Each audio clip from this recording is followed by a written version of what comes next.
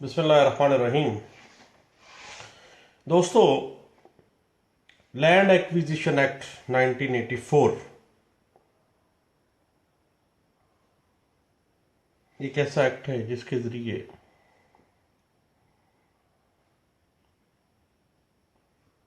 हुकूमत किसी भी अराजी को एक्वायर कर सकती है।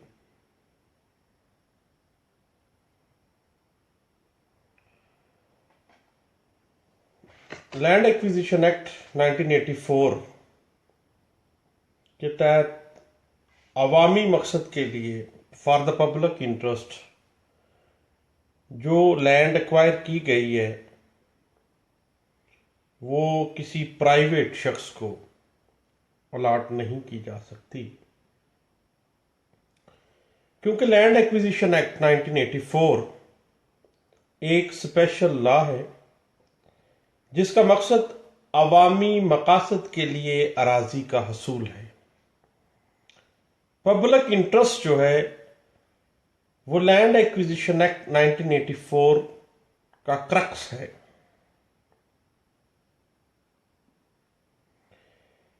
गवर्नमेंट या एक एजेंसी या एक कंपनी लोगों की जमीन सिर्फ अवामी मकासद के लिए इस्तेमाल कर सकती है और किसी कंपनी के लिए लैंड को एक्वायर करने का हरगिज ये मकसद नहीं है कि वो जरूरी तौर पर अवामी मकासद के लिए ही इस्तेमाल होगी। कोई भी नेसेसरी पर्पस हो सकता है जो कि डायरेक्टली या इनडायरेक्टली पब्लिक इंटरेस्ट के गिर्द घूमता हो। ये बात इंटरप्रेट की गई थी 2002 SCMR पेज है 1652 में और 2016 SCMR पेज है 154 में।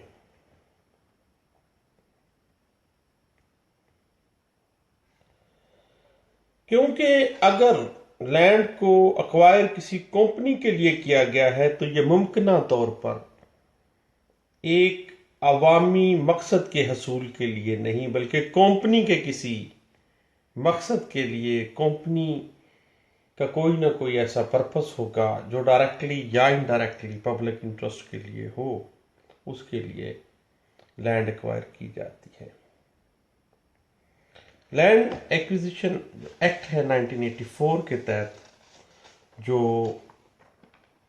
इख्तियार समात है वो सिविल कोर्ट को हासिल है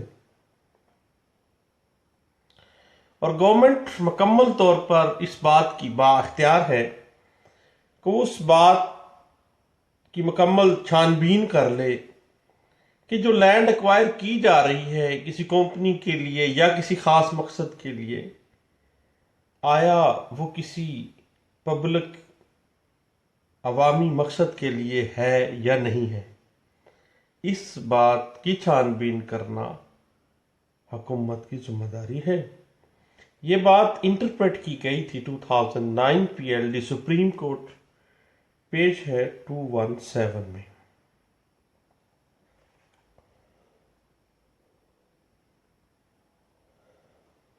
और लैंड एक्विजिशन एक्ट 1984 लैंड को एक्वायर करने की जो कार्रवाई है उसकी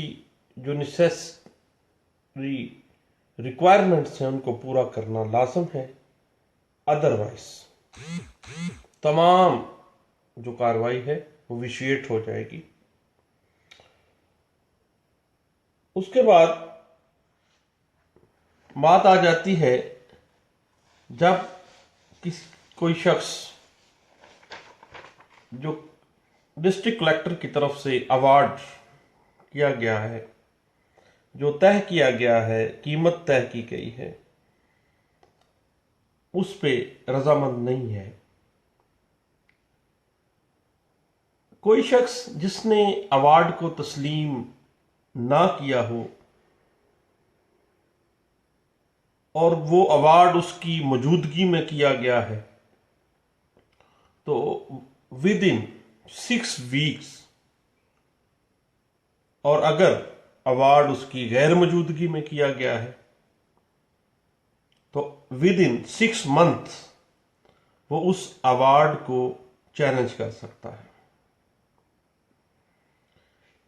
उस अवार्ड को चैलेंज करने के लिए वो एक अदद दरखास्त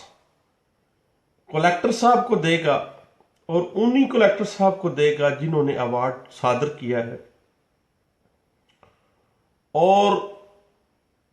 वही कलेक्टर साहब एक रेफरेंस बनाएंगे, हतमी फैसला के लिए सिविल कोर्ट को मुंतकिल करेंगे। और अवार्ड में मुआवजा का जो तयन है, उसको अराजी जो अक्वायर की जा रही है उसका मुआवजा तयन करने के लिए औसत 5 सालों की जो ट्रांजैक्शंस हुई हैं इर्द गिर्द की प्रॉपर्टी की, या उस प्रॉपर्टी से मिलते जुलती कोई हमसायगी में जो प्रॉपर्टी सेल आउट हुई है, या उस जगह पे ही कोई प्रॉपर्टी सेल आउट हुई है, तो उसको भी मद्देनजर रखा जाएगा। और विद इन 5 ईयर जितनी कीमतें बढ़ी भी हैं, जितनी कीमतें मार्केट वैल्यू जितनी बूस्ट अप भी हुई है, वो तमाम चीजों को मद्देनजर रखने के बाद मुआवजे का तयन किया जाएगा और अवार्ड बनाया जाएगा।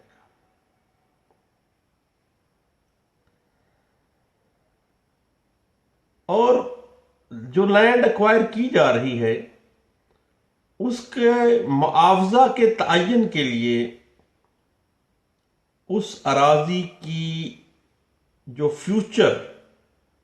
पोटेंशियल वैल्यू है उसको भी मद्देनजर रखा जाएगा और फिर कीमत का तयन किया जाएगा। यह बात 1987 पीएलडी सुप्रीम कोर्ट 485 में ये बात कही गई थी। उसके बाद जो मुआवजा तयन करना है, जो लैंड एक्वायर की जा रही है, उसका फार्मूला यह है कि सोने का तयन जो है वो सोने की कीमत के साथ किया जावे, ना कि तांबे के साथ। तांबे का तयन तांबे की कीमत के साथ और सोने का तयन सोने की कीमत के साथ। यानी सबसे बेहतरीन जो बाजारी कीमत है उस अराजी की, उसका मुआवजा दिया जाएगा लैंड एक्वायर करने के लिए।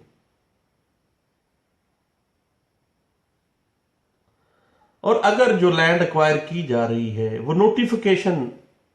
से पहले फरोख्त कर दी गई है, तो इस लिहाज से अराजी मतदविया की कीमत का तयन मुनासिब है कि जो जिस कीमत पे वो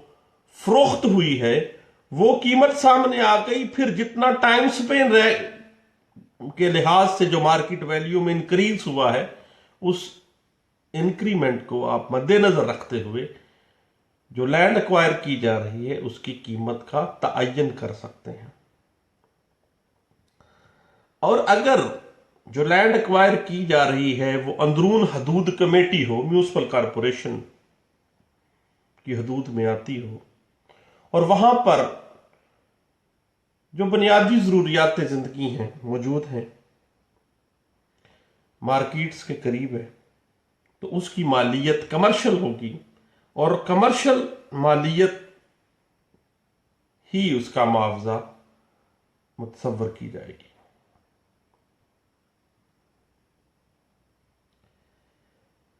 उसमें मुतासरा शख्स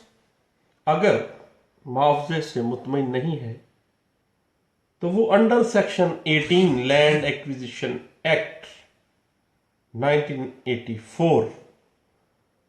एक एप्लीकेशन देगा उस कलेक्टर को जिसने मुआवजे का तयन किया है, और जिन्होंने मुआवजे का तयन किया है वो कलेक्टर साहब वो रेफरेंस बना के सिविल कोर्ट को फॉरवर्ड करेंगे, और वहां पे जो मार्केट वैल्यू है उसका बेहतर तयन किया जाएगा, और उसमें सोने के भाव के हिसाब से रकम दी जाएगी सोने की सोने के हिसाब से और तांबे की तांबे के हिसाब से, यानी जो मार्केट वैल्यू होगी वो ही मुतसव्वर की जाएगी, उसके अलावा नहीं। और ऐसे तमाम सूट्स जो कि लैंड एक्विजिशन एक्ट 1984 की सेक्शन 16 यानी पावर टू टेक पोजेशन और 17 यानी special power in cases of urgency, जब बहुत ज्यादा अर्जेंसी में गवर्नमेंट जो है वो लैंड को एक्वायर करती है, और ऐसे अमल से जायदाद का हसूल और वो जायदाद बगैर किसी शर्त, लिमिटेशन, कब्जा या मलकियत के गवर्नमेंट की जायदाद बन जाती है, गवर्नमेंट एक्वायर कर सकती है। लेकिन उसका बुनियादी मकसद पब्लिक इंटरेस्ट होना चाहिए, को मुल्क अवाम का मफाद होना चाहिए, और जिन लोगों की प्रॉपर्टी को एक्वायर किया जा रहा है उनकी कीमत का तयन जो है वो मार्केट वैल्यू के हिसाब से हो। ये नहीं है कि ट्रैक्टर साहब अपनी मनमानी करें, अगर मनमानी करेंगे तो मुतासरा शख्स जो है वो under section 18 land acquisition act 1984 बाकायदा एप्लीकेशन में जाएगा। उसमें ये अदालत की जिम्मेदारी है कि वो इस बात को परखे कि जमीन अवामी मकासद के लिए दरकार है, और जो सेक्शन 17 है special power in cases of urgency, इसमें इस बात को मद्देनजर रखना लाजिम है कि कौन से ऐसे पब्लिक इंटरेस्ट शामिल हैं जिसकी वजह से जो इन अर्जेंट मैटर्स जो लैंड है वो एक्वायर की जा रही है। और हरजाना अगर कोई मैटर है, किसी का कोई नुकसान हो गया है लैंड एक्वायर करने के हवाले से, तो हरजाना के तयन के लिए वो तमाम फैक्टर्स जिसकी वजह से वो नुकसानात हुए हैं उनको भी मद्देनजर रखा जाएगा। और ये उसमें ये भी लिखा जाएगा कि वो जो लैंड एक्वायर की जा रही है उस लैंड में कौन कौन सी बिल्डिंग्स थी, कौन कौन से ऐसे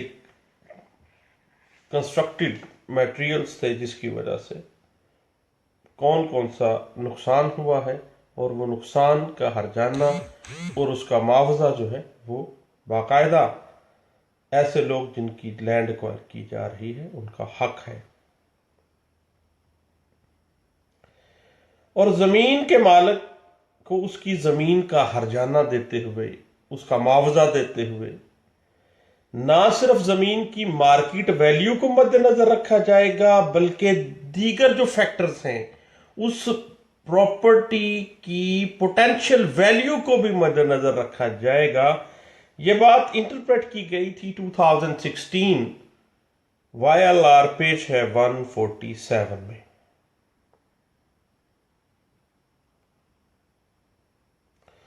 और उसके बाद 2008 PLD कराची हाई कोर्ट का एक फैसला है, वो रिपोर्ट किया गया 297 नंबर पेज पे। इसमें कराची हाई कोर्ट ने कहा कि किसी कंपनी की तरफ से लैंड एक्विजिशन की सूरत में जमीन का जो मालिक है 25% ज्यादा मार्केट वैल्यू से मुआवजा वसूल करने का हकदार है, क्योंकि कंपनी है और कंपनी ने तो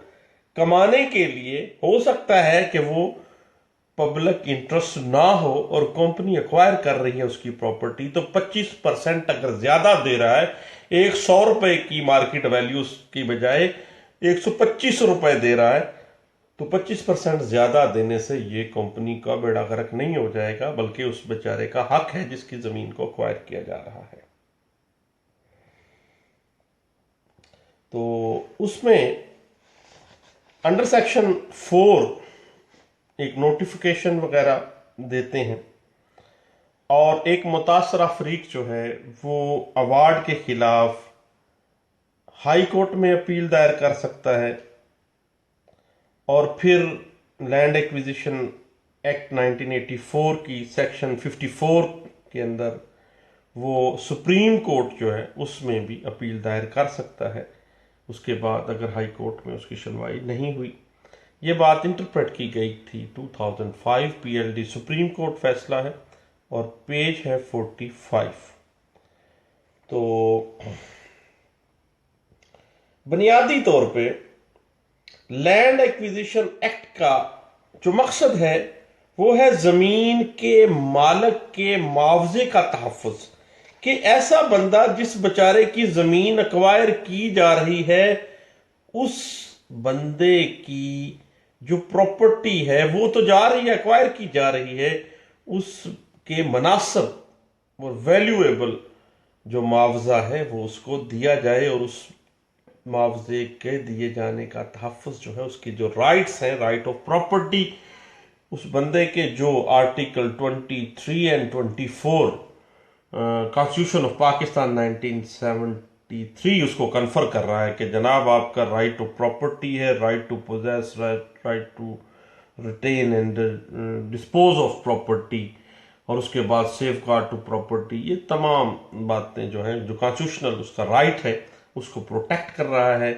लैंड एक्विजिशन एक्ट। बुनियादी तौर पे बाज़ औक़ात ये कहा जाता है कि जनाब ये जो लैंड एक्विजिशन एक्ट है 1984 वाला, ये बुनियादी तौर पर कॉन्स्टिट्यूशनल राइट्स की वायोलेशन है। तो ऐसा नहीं है। बुनियादी तौर पे ये तमाम ऐसा मैकेनिज्म प्रोवाइड कर रहा है एक मुतासरा फरीक को कि अगर आपकी मार्केट वैल्यू ठीक नहीं लगाई गई, आपको मुआवजा पूरा नहीं दिया जा रहा, आपको हर्जाना पूरा नहीं दिया जा रहा, तो देन आप डट जाएं और आप एप्लीकेशन दें for the sake of reference के लिए, और अंडर सेक्शन 18 आप लैंड एक्विजिशन एक्ट 1984 आप प्रोसीडिंग्स में जाएं और जो आपका हक बनता है वो आप अपना राइट ले सकते हैं। तो उसके बाद वक्त गुजर गया, मुआवजा डिटरमन होने में, हर्जाना डिटरमन होने में, तो उसके ऊपर जो मुनाफे की अदायगी है वो भी मैंडेटरी है। एक बंदे को हर्जाना उसका बनता है 2 लाख और वो वसूली करते करते टाइम गुजर गया 5 साल का, तो 5 साल का जो मुनाफा है, पेमेंट ऑफ इंटरेस्ट जो है under section 34 land acquisition act 1984, वो भी उसको जरूर मिलेगी। और ये नहीं है कि जनाब अब वो 5 साल बाद भी उतना ही हर्जाना मिलेगा जितना 5 साल पहले है, बल्कि उसे उसके साथ उसका जो इंटरेस्ट है वो भी लाजमी तौर पर दिया जाएगा। उसके बाद ऐसी अराजी जो कि अक्वायर की गई है for the sake of extension, बास कॉलोनियों की एक्सटेंशन के लिए प्रॉपर्टी एक्वायर की जाती है, तो ऐसी एक्सटेंशन जो है उससे अवामी मकासद के लिए ताबीर नहीं किया जा सकता, और जो ऐसी एक्सटेंशन है वो कतई सूरत अवामी पब्लिक इंटरेस्ट नहीं है, बल्कि वो सिर्फ और सिर्फ मजीद मफादात के लिए है, और उसमें मुआवजे से कुछ ज़्यादा दिया जाना जो है वो करीने इंसाफ है। यानी 100 रुपए की बजाय 125 रुपए 25% ज़्यादा देना ही करीने इंसाफ होगा। तो जनाब ये चंद बातें थी लैंड एक्विजिशन एक्ट 1984 के हवाले से, और अगर किसी पार्टी को लैंड एक्विजिशन एक्ट में मुआवजा अच्छा नहीं लगता, पसंद नहीं आया और मुनासिब नहीं लगा, तो जनाब जो अवार्ड है वो अपीलेबल है। कंपनी या लोकल अथॉरिटी की तरफ से भी अपील मेंटेनेबल है। अगर बहुत ज़्यादा रखा गया है मुआवजा तो वो कंपनी जो है या जो लोकल अथॉरिटी है वो भी अपील में जा सकती है। और अगर मुतासरा जो शख्स है, जिस बंदे की लैंड एक्वायर की जा रही है, वो बेचारा मुतासर हो रहा है, देन वो सेक्शन 18 लैंड एक्विजिशन एक्ट 1984 में application for the sake of reference to the civil court वो जनाब चला जाएगा। ये बुनियादी तौर पे जो एक्ट है, लैंड एक्विजिशन एक्ट 1984 जनाब, इसकी जो प्रियम्बल है वो है कि सरकारी कामों के लिए या कंपनियों के लिए ज़मीन को अक्वायर किया जाएगा, और इसके प्रियम्बल में ये वाजे किया गया है। और इसकी जो टोटल सेक्शंस हैं वो 55 हैं। 55 सेक्शंस के साथ ये छोटा सा कानून है, लैंड एक्विजिशन एक्ट। और अगर इसको पढ़ें तो बड़ा इजी सा है। चंद चीज़ें हैं इसकी इंटरप्रिटेशन में जो हमने आपस में डिस्कस भी की हैं। तो बाकी मामला यह है कि लैंड एक्विजिशन एक्ट 1984 के जो इश्यूज हैं वो बड़े टेक्निकल से हैं, लोग बड़े परेशान होते हैं। परेशानी वाली कोई बात नहीं है, बड़ा इजी सा है, सीधा सीधी सी बात है जनाब। तो मैंने कहा दोस्तों से शेयर करते हैं। बात सुनने का शुक्रिया। अगर ना सुनना चाहें तो कोई ज़रूरत नहीं है, बल्कि मुझे अनफ्रेंड कर दीजिएगा अगर ना सुनना चाहें तो। Thank you. अल्लाह हाफिज़।